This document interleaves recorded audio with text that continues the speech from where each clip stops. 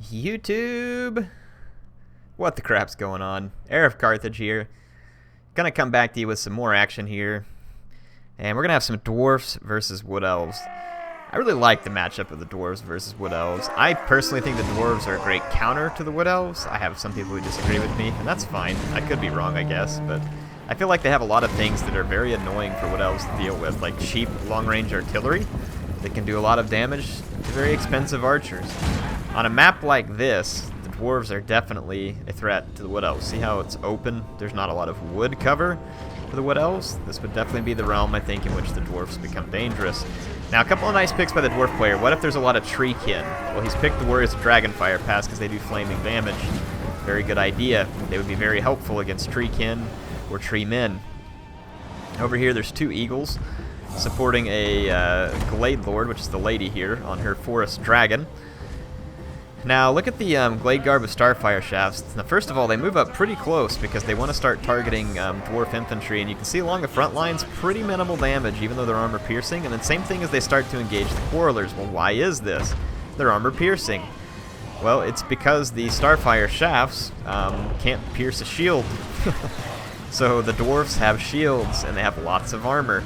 So the Starfire Shafts can help overcome that, but the shield they can't. And you can see here that as they're allowed to get close enough, Quarrelers are still a better match when it comes to out-skirmishing Elven Archers, unless the Elven Archers can keep their distance, or fight from the forest, or something that gives them that advantage. Now, Elven Infantry, like Wildwood Rangers, and even Eternal Guard, are pretty useful against the lower-tier Dwarf Infantry because of their small bit of armor-piercing and just cheap nature. But Wildwood Rangers are a huge threat to Dwarven Infantry. They are a very tough infantry unit. However, they are easy to tear up with skirmishers. Here, the Eagles are going to get down here and try and take out the Quarrelers, but there is a unit of Dragonback Slayers and a unit of Standard Slayers, and Eagles are going to drop very, very quickly to Slayers. Why is that? Because they have no armor. Any unit that's large and has little armor is going to die very quickly to Slayers in combat. Now, the Glade Dragon, or sorry, the Forest Dragon. I always say Glade Dragon. I don't know why I'm stuck on that. The Forest Dragon has 70 armor, which is okay, but it's still not a lot. Slayers did receive an armor-penetrating buff of, I think, like 2 in the last patch, so do be aware that they are a little better versus armor than they used to be, even.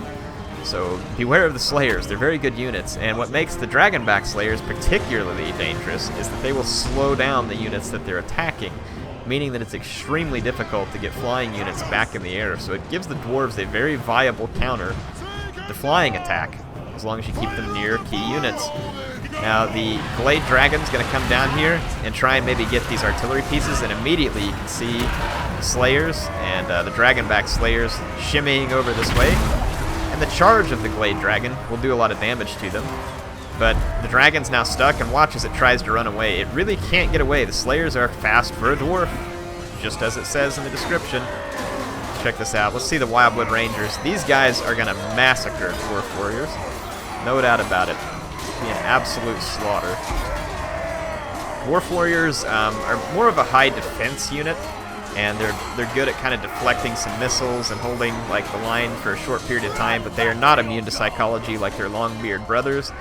And they do not have very high attack, and they will get chopped up by armor-piercing units rather quickly. See that even over here where the archers are given an extended amount of time to fire, you're just not seeing a lot of impact. So if you look in terms of these units, all of them are they're not even halfway to a chevron, and they've been getting wrecked by artillery fire. So look at this, 84 kills on the Goblobber, and 47 kills here on the Grudge Thrower. That's a big deal when you have a limited infantry line with the Wood Elves.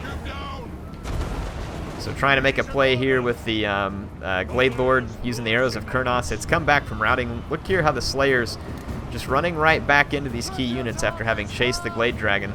So if the Glade Dragon, in my opinion, wants to really be effective, it should make a run all the way over to here and take out this Thane that's holding up this flank.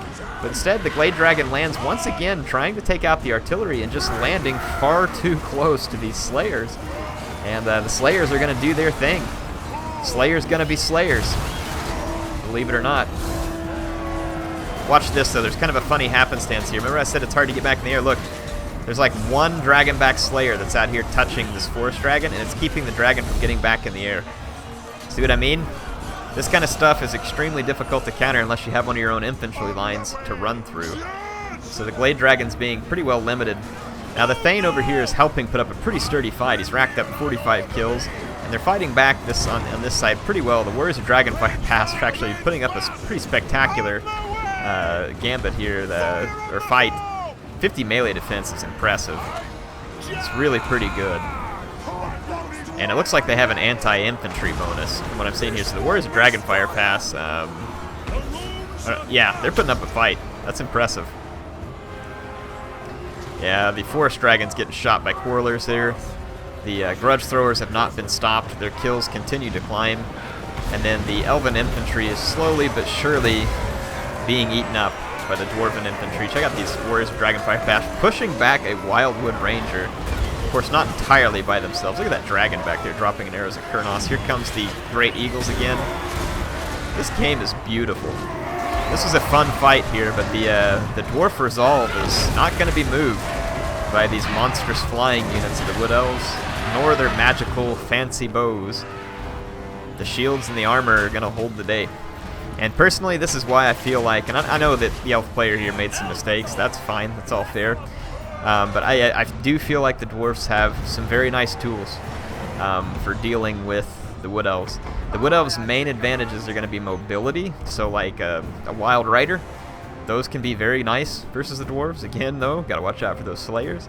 I think the Wood Elves would have to really push their ranged advantage and their mobility and get very patient versus the Dwarves, because these head-on type assaults, I think, are going to fall flat. Because their archers are going to get chewed up if they come up too close to make this kind of assault.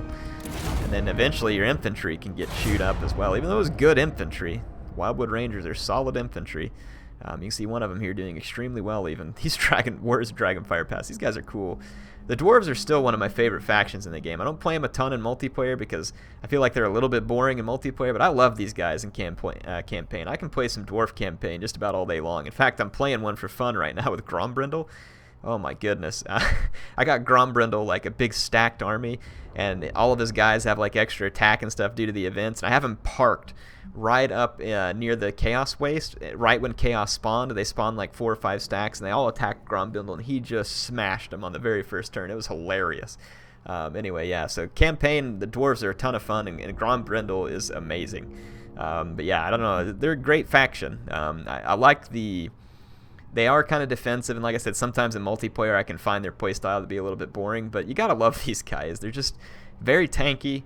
The shields on pretty much every unit is a game changer for these guys, and especially against a faction like the Dwarfs or the Elves that would really want to push their skirmish advantage.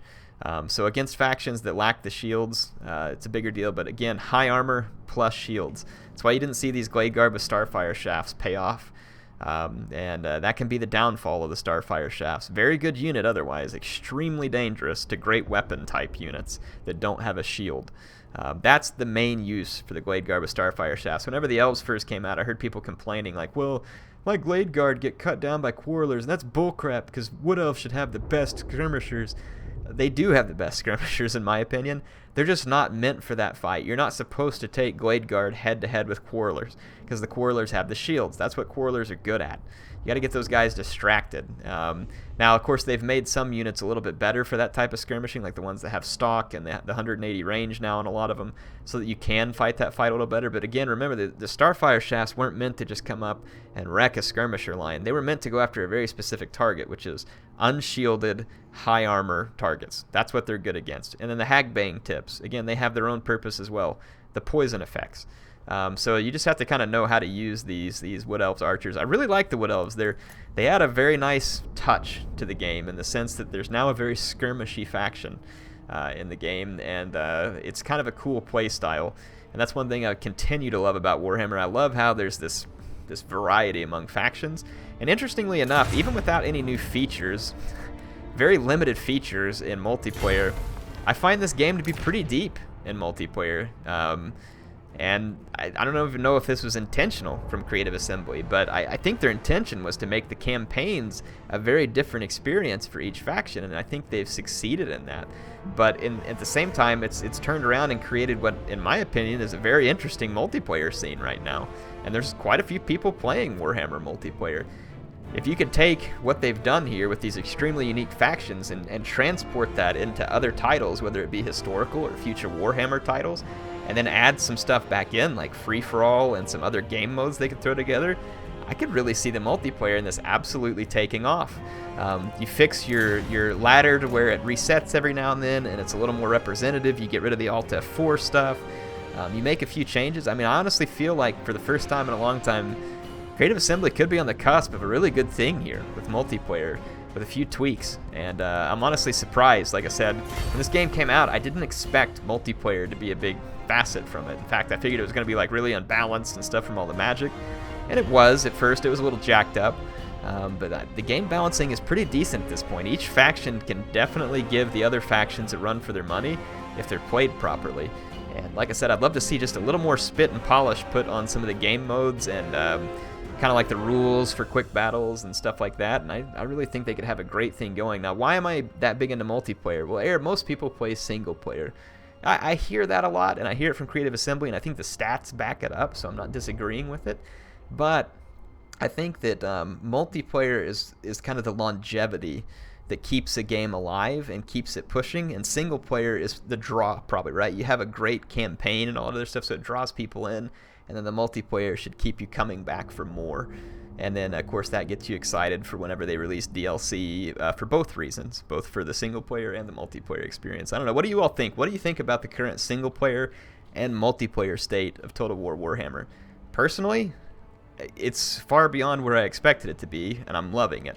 And this gives me high hopes for future Total Wars, especially the historical factions, which in my opinion are on a little bit of a injured leg. Rome 2 and Attila should have been better. There was definitely good things about them. There was definitely fun things about them, but they should have been better.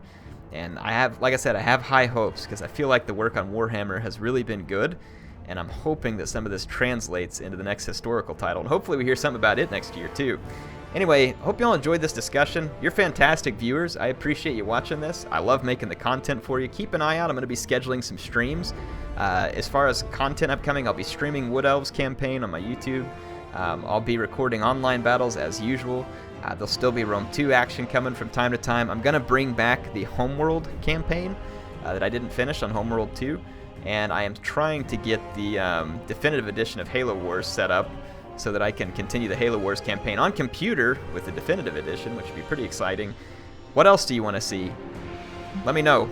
Tell me what you want me to focus on in multiplayer as well. Hope you all enjoyed this. See you soon.